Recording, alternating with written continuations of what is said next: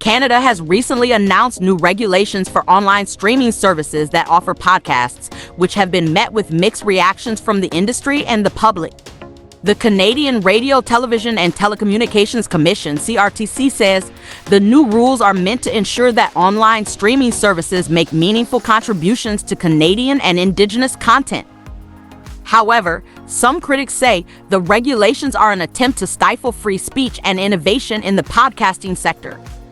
According to the CRTC, online streaming services that operate in Canada offer broadcasting content and earn $10 million or more in annual revenues will need to complete a registration form by November 28, 2023.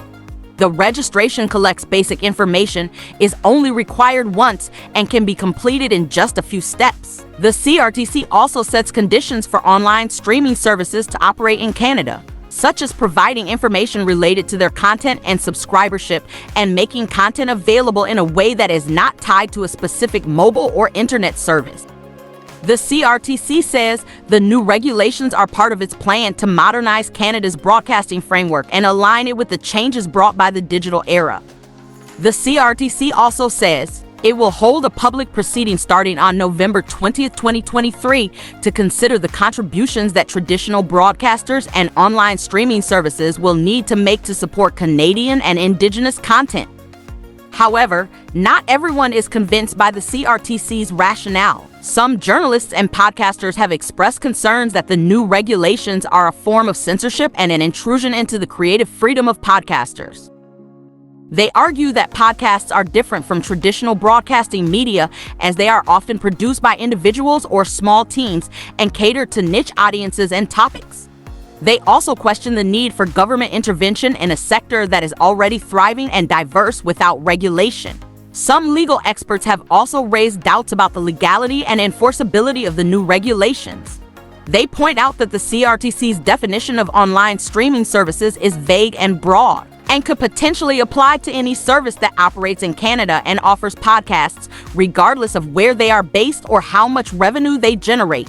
They also wonder how the CRTC will monitor and sanction non-compliant services, especially those that are based outside of Canada.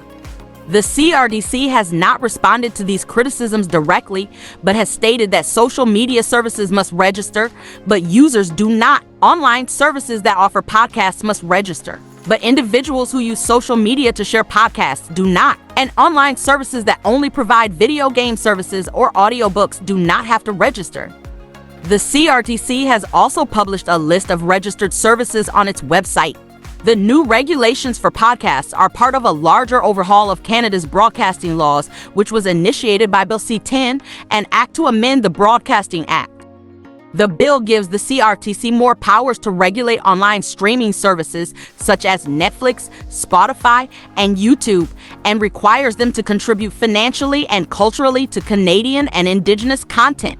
The CRTC says it will continue to consult with stakeholders and the public as it develops its regulatory framework for online streaming services. It also says it will respect the principles of net neutrality, innovation, competition, and diversity in its decision-making process. However, it remains to be seen how the new regulations will affect the podcasting industry and its listeners in Canada. Please subscribe my channel for regular updates.